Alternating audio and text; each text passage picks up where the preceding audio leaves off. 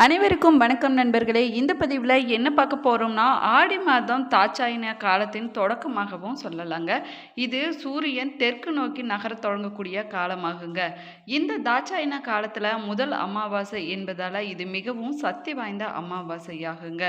ஆடி மாதத்தில் வரக்கூடிய இந்த அமாவாசை திதி எப்பொழுது தொடங்குகிறது, எப்பொழுது முடிவடைகிறது, அமாவாசை நாளில் நம்ம முன்னோர்களுக்கு எப்படி தர்ப்பணம் கொடுக்க வேணும், முன்னோர்களை அன்றைய நாளில் நம்ம எப்படி வழிபட வேணும், ஆடி அமாவாசை நாளில் நம்ம முன்னோர்களுக்கு தர்ப்பணம் கொடுக்கும்போது என்ன விஷயங்களை கடைபிடிக்க வேணும், என்ன விஷயங்களை நம்ம தவிர்த்து கொள்ள வேணும் என்பதை பற்றிய சுவாரஸ்யமான தகவல்களை தெரிஞ்சுக்கலாம். வீடியோவை ஸ்கிப் பண்ணாமல் முழுசாக பாருங்கள். நம்ம சேனலுக்கு புதியவராக இருந்தீங்கன்னா இன்னும் சேனலை சப்ஸ்கிரைப் பண்ணலைன்னா சப்ஸ்கிரைப் பண்ணிக்கோங்க. கூடவே இருக்கிற பெல் ஐக்கானையும் கிளிக் பண்ணிக்கோங்க.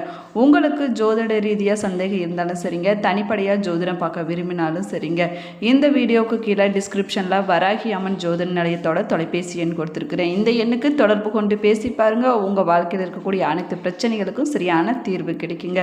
வாங்க வீடியோக்குள்ளே போகலாம். மாதந்தோறும் அமாவாசை நாள் வந்தாலுமே வருஷத்தில் வருகிற ஆடி அமாவாசை, புரட்டாசி மாத அமாவாசை, மகாயால பட்ச அமாவாசை, தை மாத அமாவாசை போன்ற 3 அமாவாசை நாட்கள் ரொம்பவே விசேஷமானதாகுங்க. மாதந்தோறும் வருகிற அமாவாசை நாளில் முன்னோர்களுக்கு திதி தர்ப்பணம் கொடுக்க தவறியவங்க ஆடி அமாவாசை, புரட்டாசி அமாவாசை, தை அமாவாசை நாளில் தர்ப்பணம் கொடுத்தாங்கன்னா ஆண்டு முழுவதுமே அமாவாசை நாளில் முன்னோர்களை வழிபட்ட புண்ணிய பலன்கள் வந்து சேருங்க. இந்த வருஷம் ஆடி மாதம் பார்த்தீங்கன்னா ஜூலை 24ஆம் தேதி வியாழக்கிழமை அன்னைக்கு வருதுங்க. அன்று அதிகாலை 3:06 மணிக்கு தொடங்கி ஜூலை 25ஆம் தேதி அதிகாலை 1:48 மணி வரை அமாவாசை திதி இருக்குதுங்க. அன்றைய நாள் வியாழக்கிழமை என்பதால் காலை 6 மணி முதல் 7:30 மணி வரை யமகண்டமும், பகல் 1:30 மணி முதல் 3 வரையிலான ராகு காலமும் இருக்குதுங்க. இதனால் முன்னோர்களுக்கு தர்ப்பணம் கொடுக்கக்கூடியவங்க காலை 7:30 மணிக்கு பிறகு கொடுப்பது சிறப்பானதாக சொல்லலாங்க. அதே போல் பகலில் படையல் போட்டு முன்னோர்களை படைத்து வழிபடக்கூடியவங்க பகல் 1:20 மணிக்கு முன்பாகவே படையல் போட்டு வழிபடுவது ரொம்பவே நல்லதுங்க. ராகு காலம் யமகண்டம் நேரத்தில் முன்னோர்கள் வழிபாடு செய்வதை தவிர்த்து கொள்வது ரொம்பவே நல்லதுங்க. ஆடி அமாவாசை நாளில் முன்னோர்களுடைய ஆத்மா பார்த்திங்கன்னா பூமிக்கு வந்து தங்களுடைய சந்ததியினர்களுக்கு ஆசி வழங்குவதாக சொல்லலாங்க. இந்த நாளில் மறைந்த நம்முடைய உறவினர்களுக்கு தர்ப்பணம், அதாவது நீர் மற்றும் எள் கொண்டு செய்யக்கூடிய சடங்கு மற்றும் பித்ரு பூஜைகள் செய்வது அவர்களுடைய ஆத்மா சாந்தி அடையவும் அவர்களுக்கு நன்றி தெரிவிக்கவும் மக்கள் வழிபட்டுட்டு வராங்க. ஆடி மாதம் பார்த்திங்கன்னா தாட்சாயன காலத்தோட தொடக்கமாகவும் சொல்லலாங்க. இது சூரியன் தெற்கு நோக்கி நகர தொடங்கக்கூடிய காலமாகுங்க. இந்த தாட்சாயன காலத்தின் முதல் அமாவாசை என்பதால் இது மிகவும் சக்தி வாய்ந்த நாளாகவும் சொல்லலாங்க. அது மட்டும் இல்லாமல் ஆடி அமாவாசை என்பது தென்னிந்தியாவில் தமிழர்களால் கொண்டாடக்கூடிய ஒரு முக்கியமான பண்டிகையாகுங்க. ஒரு வருஷத்தில் வரக்கூடிய மிக முக்கியமான அமாவாசையில் ஆடி அமாவாசையும் ஒன்றாகுங்க. முன்னோர்களை வழிபட்டு அவர்களுடைய ஆசையை பெறுவது மட்டும் இல்லாமல் பித்ரு தோஷம், பித்ரு சாபம் ஆகியவற்றிலிருந்து அதனால் ஏற்படக்கூடிய பல விதமான துன்பங்களிலிருந்து விடுபடுவதற்கு ஏற்ற சிறப்பான நாளாகவும் இந்த ஆடி அமாவாசை நாள் சொல்லப்படுதுங்க. பொதுவாக அமாவாசை நாளில் பார்த்தீங்கன்னா இறந்து போன முன்னோர்களுக்கு மரியாதை செலுத்துவது வழக்கமாகுங்க. சூரியனும் சந்திரனும் ஒரே ராசியில் இருக்கும்போது அமாவாசை நாள் வருதுங்க. ஆடி அமாவாசை நாள் பார்த்தீங்கன்னா சூரியன் அதாவது சிவன் மற்றும் சந்திரன் அதாவது சக்தி ஒன்று சேர்கிறாங்க. இதனால் சந்திரனும் சக்தியும் அதிகமாக இருக்கும். அன்றைய நாளில் முன்னோர்கள் பித்ரு லோகத்திலிருந்து பூமிக்கு வந்து தங்களுடைய சந்ததியினரை ஆசீர்வதிப்பதாகவும் சொல்லப்படுதுங்க. அதனால தாங்க அவங்களுக்கு தர்ப்பணம் கொடுப்பது ரொம்பவே முக்கியமானதாக சொல்லலாங்க. இந்த சடங்குகளை நம்ம செய்வதால் குடும்பத்தில் அமைதி நிலவுங்க. முன்னோர்களின் சாபங்கள் அனைத்துமே விலகிவிடுங்க. தமிழ்நாட்டில் பார்த்தீங்கன்னா ராமேஸ்வரம், திருச்சி, அம்மா மண்டபம், திருச்செந்தூர், ஈரோடு, கூடுதுறை போன்ற கடல் மற்றும் நதிகள் இருக்கக்கூடிய இடங்களில் மக்கள் தங்களது முன்னோர்களுக்கு தர்ப்பணம் திதி கொடுத்து பித்ரு கடன் நிறைவேற்றி வருவாங்கன்னு சொல்லலாங்க. அதே போல் அமாவாசை நாளில் முன்னோர்களுக்கு திதி கொடுப்பது ரொம்பவே நல்லதுங்க. தர்ப்பணங்கிறது பார்த்திங்கன்னா முன்னோர்களுக்காக செய்யப்படக்கூடிய ஒரு சிறப்பான சடங்காகுங்க. மக்கள் பார்த்திங்கன்னா நதிக்கரைகள், கடற்கரை இல்லைன்னா கோவில்களுக்கு சென்று இந்த சடங்கை செஞ்சுட்டு வராங்க. தர்ப்பணத்தில் தண்ணீர், எள், அரிசி போன்றவற்றை முன்னோர்களுக்கு சமர்ப்பிப்பது வழக்கமாகுங்க. மந்திரங்களை சொல்லி அவர்களை வணங்க வேணுங்க. இதனால் முன்னோர்கள் சந்தோஷமாக ஆசீர்வதிப்பாங்கன்னு நம்பப்படுதுங்க. அதே போல் ஹோமம் என்பது மூலிகைகள் மற்றும் காய்ந்த பொருட்களை நெருப்பில் போட்டு செய்யக்கூடிய ஒரு சடங்காகவும் சொல்லலாங்க. இதனால் கெட்ட சக்திகள் அனைத்துமே விலகிவிடுங்க, நல்ல சூழ்நிலைகள் உருவாகுங்க, முன்னோர்களும் சந்தோஷப்படுவாங்க. இதனால் ஆடி அமாவாசை நாளில் ஹோமங்கள் போன்ற புனித சடங்குகளை செய்வதும் வழக்கத்தில் இருந்துதாங்க வருது. ஆடி அமாவாசை நாளில் தர்ப்பணம் செய்வது ரொம்பவே நல்லதுங்க.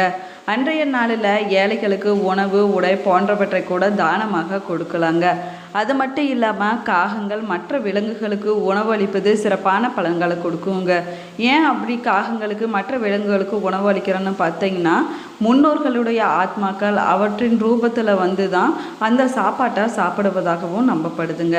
விரதம் இருந்து சிவன் மற்றும் பார்வதி தேவியை அன்றைய நாளில் வழிபடுவது ரொம்பவே நல்லதுங்க. அதே போல் பக்கத்தில் இருக்கக்கூடிய சிவன் கோவிலுக்கு போய் சிவபெருமான ஆடி அமாவாசை நாளில் வழிபாடு செய்யலாங்க.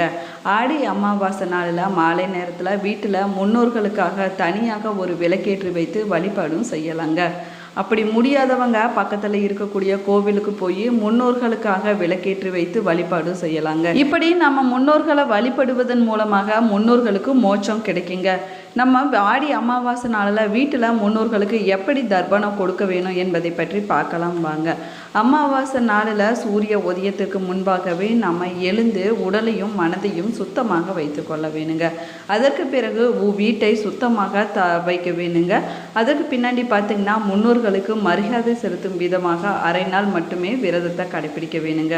அன்றைய நாளில் பித்ருக்களுக்கு தர்ப்பணம் செய்யக்கூடியவங்க அதற்கு தேவையான பொருட்களை அதற்கு முன்னதாகவே வாங்கி வைத்து கொள்ள வேணுங்க. வீட்டில் புரோகிதர்களை வைத்து தர்ப்பணம் கொடுக்கலாங்க. அதில் தவறு ஒன்றும் கிடையாதுங்க. அப்படியே முடியாதுன்னு சொல்லக்கூடியவங்க நீங்கள் எளிமையான முறையில் கூட நீங்கள் தர்ப்பணம் கொடுக்கலாங்க. அன்றைய நாளில் எள்ளும் தண்ணீரும் எரித்து கூட நீங்கள் முன்னோர்களை வழிபாடு செய்யலாங்க. அதற்கு பிறகு சூரிய பகவானை பார்த்து வணங்கிவிட்டு வழக்கமான வேலைகளை நீங்கள் செய்ய தொடங்கலாங்க. ஆடி அமாவாசை நாளில் முன்னோர்களை வழிபடுவதற்கு நம்ம எளிமையான சைவ உணவுகளை தாங்க நம்ம சமைக்க வேணும். அதில் வெங்காயம், பூண்டையெல்லாம் சேர்த்து சமைக்கக்கூடாது. அந்த உணவை வாழை இலையில வைத்து முன்னோர்களுக்கு படைக்க வேணுங்க. அதற்கு பிறகு முன்னோர்களுடைய படம் இருந்துச்சுன்னா அதை எடுத்துட்டு வந்து வைத்து அதற்கு மேல புதிய ஆடைகளை வைக்க வேணுங்க. ஆடி அமாவாசை நாளில் காகத்துக்கு இல்லைன்னா பசுவுக்கு உணவை கொடுக்கலாங்க.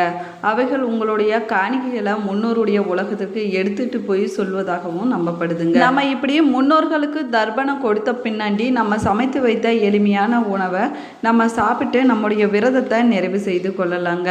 இந்த வருஷம் ஆடி அமாவாசை பார்த்தீங்கன்னா வியாழக்கிழமை நாளில் வருதுங்க. வியாழக்கிழமை நாளோட இணைந்து வரக்கூடிய புனர்பூசம் நட்சத்திரத்தில் அமாவாசை வருதுங்க. புனர்பூசம் நட்சத்திரத்துக்கு அதிபதியாக இருக்கக்கூடியவர் குரு பகவான் ஆவாருங்க. அவருக்குரிய நட்சத்திரமும் வியாழக்கிழமையும் இணைந்து வரக்கூடிய நாளில் வருவதால் இந்த ஆடி அமாவாசையில் குரு பகவானை வழிபடுவது மங்கள காரியங்களில் இருக்கக்கூடிய அனைத்து விதமான தடைகளும் விலகிவிடுங்க, சுப காரியங்கள் நடைபெறணும் சொல்லலாங்க. அதே போல் புனர்பூசம் நட்சத்திரத்துக்குரிய தெய்வமாக ஸ்ரீ ராமபிரான் சொல்லப்படுறாருங்க. அவர் பார்த்திங்கன்னா சூரிய குலத்தில் தோன்றியவர் ஆவாருங்க. சூரிய பகவான் தந்தை வழி உறவுகளுக்கு காரணமானவர். அதனால் இது மிகவும் விசேஷமான ஆடி அமாவாசையாகுங்க. இந்த அமாவாசை நாளில் முன்னோர்களுக்கு தர்ப்பணம் கொடுக்க தவறிவிடாதீங்க.